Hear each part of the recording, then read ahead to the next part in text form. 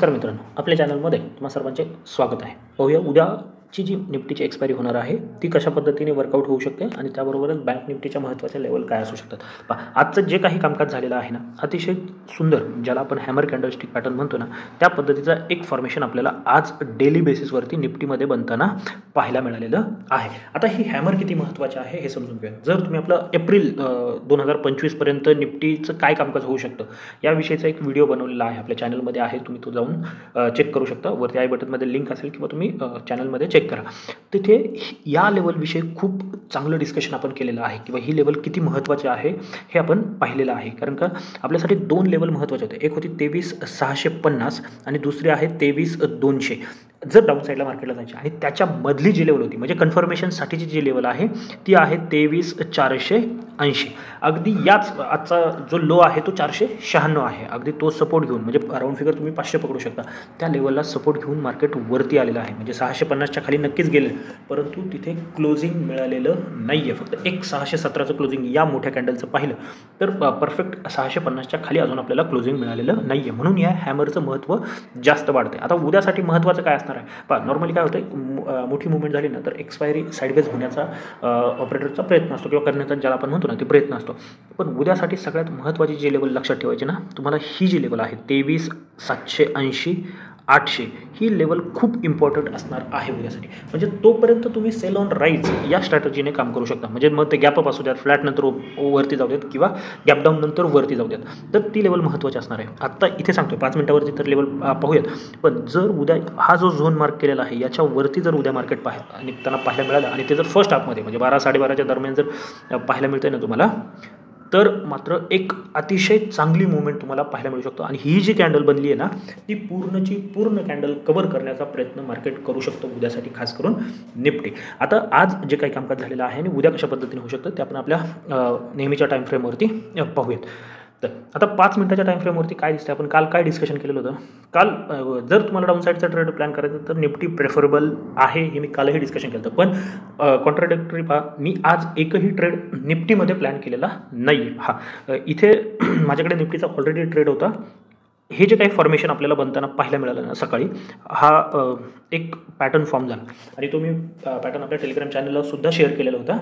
तर तो जसा ब्रेकडाऊन आला ना इथे एक चांगला ट्रेड बनतो हे मी सांगितलं आणि माझ्याकडे ऑलरेडी असल्यामुळे मी इथे ट्राय केलं नाही. पण याच्या तुलनेमध्ये मी जे काल म्हटलं होतं की खरं तर डाऊन साईडचा ट्रेड निफ्टी प्रेफर आहे आणि बँक निफ्टी अपसाईडला आहे, परंतु बँक निफ्टीमध्ये खूप चांगली सिच्युएशन तिथे बनताना पाहायला मिळालेली होती. म्हणजे ही एक शूटिंग स्टार आहे आणि इथेही ट्राय केलं परंतु झालं नाही. मी यालाच ट्रेड ट्राय केला, इथे आल्याच्यानंतर बुक केला, पुन्हा एकदा सांगतो इथे आल्याच्यानंतर बुक केला आणि PCR जो खूपच कमी झालेला होता, एक बाउन्स बॅक येऊ शकतो या अपेक्षेने इथे बुक करून वाट पाहिली आणि पुन्हा इथं आल्याच्यानंतर तो सेल पोझिशन बनवली आणि ही जी काही पूर्ण मुवमेंट आहे ना ती कॅप्चर करण्याची संधी बँक निफ्टीमध्ये मिळाली. म्हणून मी निफ्टीचा ट्रेड केला नाही आणि मिड कॅप ऑलरेडी वीक आहे, जे मी उद्या किंवा परवा एक्सप्लेन करेल किंवा आज संध्याकाळी मी आपल्या टेलिग्राम चॅनलला तो चार्ट आहे तो शेअर करेल.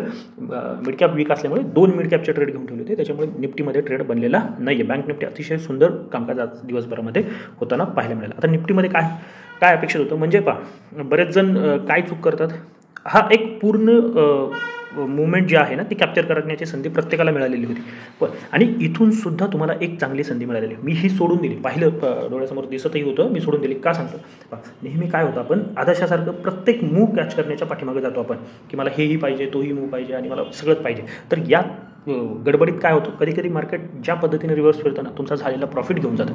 अगदी परफेक्ट ही कॅन्डल इथे बनताना पाहायला मिळाली आणि त्यानंतर एकाच कॅन्डलमध्ये वरती गेली. या कॅन्डलने सगळं काही सांगून ठेवलं होतं की हा सपोर्ट बनतोय आता आणि मार्केट इथून वरती जाण्याच्या तयारीत आहे. जर तुम्ही दोन्ही ट्रेड प्लॅन केले असतील वेल अँड गुड. जर तुम्ही दोन्हीपैकी कोणताही एक केला असेल म्हणजे डाऊन साईडचा केला असेल तरीही चांगला आहे, अप साईडचा केला असेल तरीही चांगला आहे. तर उद्या काय करू शकतो आपण, ज्या पद्धतीचं क्लोजिंग आहे ना सगळ्यात महत्त्वाचं जे आत्ता डिस्कशन केलं, जोपर्यंत याच्यावरती निघत नाही ना तोपर्यंत बाय साईडचा ट्रेड आपला बनत नाही आहे हे लक्षात ठेवा. जरी ही रिकव्हरी आपण पाहिलेली असली 200 पॉईंटची शेवटच्या हाफमध्ये, तरीही याच्यावरती एक चांगला ट्रेड बनणार आहे. उद्या एक्सपायरी आहे.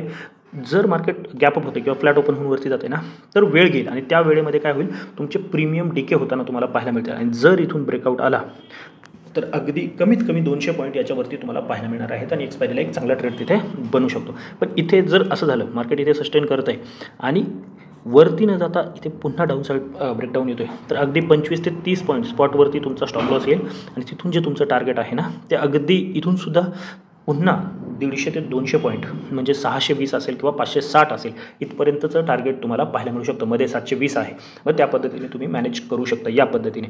आता डाऊनसाईड कुठे आहे जास्त काही डिस्कशन नाही आहे, फक्त डाऊनसाईडची एक महत्त्वाची लेवल सांगून ठेवतो.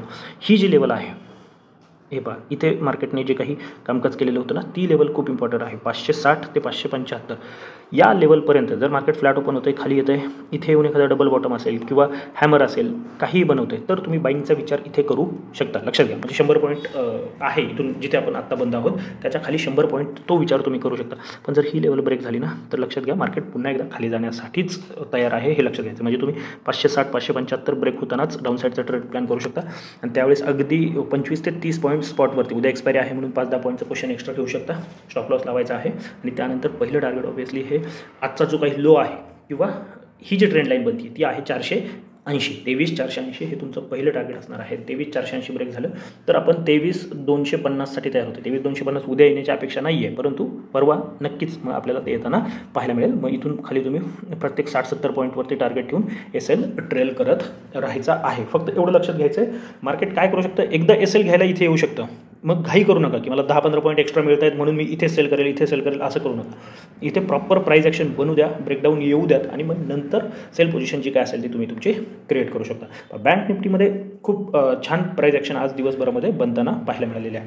अगदी परफेक्ट जिथे आत्ता आहोत ना आपण इथून 200 पॉईंट खाली सोडून द्यायचे आहेत आणि 300 पॉईंट वरती सोडून द्यायचे, म्हणजे या 500 पॉईंटमध्ये नो ट्रेडिंग झोन आहे. हां, जर गॅपअप होतं आहे 50-100च्या आसपास आणि एखादं आजच्यासारखं शूटिंग स्टार असेल किंवा कोणतंही बेरिश फॉर्मेशन या पद्धतीने बनून ब्रेकडाऊन येतो आहे तर तुम्ही एक डाऊनसाईडचा ट्रेड प्लॅन करू शकता 50 ते 70 पॉईंट स्पॉटवरती स्टॉप लॉस प्लेस करून. पण जे ॲक्च्युअल ट्रेड आहे जर मार्केट उद्या पुन्हा 49,600 ब्रेक करताना पाहायला मिळते 600-650 तर एक चांगली डाऊनसाईड पुन्हा एकदा मार्केटसाठी ओपन होत आहे. पहिलं टार्गेट जे की विजिबल आहे किंवा जिथे तुम्ही थोडं मनामध्ये धाकधूक राहू शकते की रिव्हर्सल येईल ते टार्गेट आहे 49,400 च्या आसपास, प्लस मायनस 10-20 पॉईंट करा तर 400. आणि 400 जर ब्रेक झालं ना तर मग एकदम मोठा फॉल आपल्याला पाहायला मिळू शकतो. तो तुम्हाला 48,300 ते 48,000पर्यंत सुद्धा घेऊन जाईल. पण ते उद्या होणार नाही, पुढच्या 2-3 दिवसामध्ये होईल 48,000 किंवा 48,300. पण ज्या लेवल आहेत मग 200 पॉईंट 49,200 आहे, कालही डिस्कशन केलेलं आहे मी, 49,000 आहे, 48,800 आहे आणि 48,600 आहे. या टार्गेटसाठी तुम्ही डाऊनसाईडचे ट्रेड प्लॅन करू शकता. अपसाईड कुठे आहे, जोपर्यंत 50-100 किंवा 50-200 या लेवल ब्रेक होत नाही. एक ॲग्रेसिव्ह ट्रेड प्लॅन करण्यासाठी जर फ्लॅट ओपनिंग नंतर जाते, गॅप ओपनिंग नाही फ्लॅट ओपनिंग नंतर जाते तर तुम्ही 50,050 ही जी लेवल आहे ना तिथे ट्राय करू शकता. एक अपसाईडचा ट्रेड ती लेवल ब्रेक होती आहे तर एक अपसाईडचा ट्रेड मग 50,050 नंतर 50-200 हे पहिलं टार्गेट असेल, त्यानंतर 350-400 आणि त्यानंतर 50-650-700पर्यंतचं टार्गेटसुद्धा आपल्याला पाहायला मिळू शकतं. थोडं रिस्की आहे परंतु याच्यावरती इथे फक्त एक लक्षात घ्यायचं, जर इथे ब्रेकआउट येतो आहे त्याच वेळेस निफ्टी पॉझिटिव्ह पाहिजे, नाहीतर असं व्हायला नको निफ्टी निगेटिव्ह आहे आणि इथे ब्रेकआउट येतो आहे तर हा ब्रेकआउट सस्टेन होण्याची शक्यता खूप कमी आहे. त्यामुळे शक्यतो दोन्ही इंडेक्स एका डायरेक्शनमध्ये, जर डाऊन साईडला निफ्टी जाते आणि बँक निफ्टी सस्टेन करते तर तुम्ही निश्चित निफ्टीमध्ये ट्रेड प्लॅन करू शकता. पण निफ्टीवरती जाते आणि बँक निफ्टी खाली जाते तर बँक निफ्टीचा डाऊनसाईडचा ट्रेड अवॉइड करायचा आहे. आणि अपसाईडचं जास्त कन्फर्मेशन जर दोन्ही अपसाईड लेवल ज्या आहेत त्या ब्रेक होत आहेत ना तर दोन्हीकडेही चांगले अपसाईडचे ट्रेड आपले प्लॅन होऊ शकतात. आता एक थोडक्यात फक्त मिड कॅपचा जो चार्ट बनतो आहे ना तो तुम्हाला सांगून ठेवतो. मोठ्या टाईम फ्रेमवरती आहे, लक्ष द्या. ज्या पद्धतीचं एक फॉर्मेशन बनलं आहे ना तर ॲटलिस्ट इथपर्यंत येऊ शकतं मिड कॅप, हे लक्षात घ्या. हा जो गॅप आहे ना आता तो फील आज खरं तर होणं अपेक्षित होतं परंतु तो झालेला नाही आहे. शेवटी बाकी सगळ्या इंडेक्समध्ये एक चांगली रिकव्हरी आलेली आहे, जवळजवळ ओपनिंगच्या जवळ जाऊन क्लोजिंग आहे, परंतु मिड कॅपमध्ये ते होताना पाहायला मिळालं नाही. मिड कॅपमध्ये एक परफेक्ट डबल टॉप ज्याला आपण म्हणतो त्या पद्धतीचं फॉर्मेशन आहे. मिड कॅपचे स्टॉकसुद्धा वीक आहेत. जास्तीत जास्त काय होऊ शकतं, पुन्हा एकदा मार्केट इथे रिटेस्टिंगला येऊ शकतं आणि नंतर हा फॉल होईल, परंतु इथे येण्याची शक्यता खूप जास्त आहे. ती लेवल आहे 12,150 ते 12,200-250च्या आसपास. एकदा मिडकॅप येऊ शकतं, लगेच उद्या उठून ट्रेड करणे याच्यासाठी पोझिशन बनवण्याची आवश्यकता नाही आहे. 15 मिनिट किंवा 5 मिनिट ज्याच्यावरती तुम्ही काम करताय तिथे प्राईस ॲक्शन कसं बनतं आहे पहा.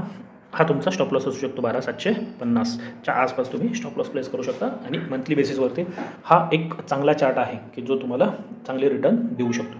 तर ही माहिती आवडली असेल तर नक्की आपल्या चॅनलला सबस्क्राईब करून व्हिडिओला लाईक करून घ्या. तर आजच्यासाठी एवढंच. धन्यवाद. जय हिंद, जय महाराष्ट्र, कीप ट्रेडिंग.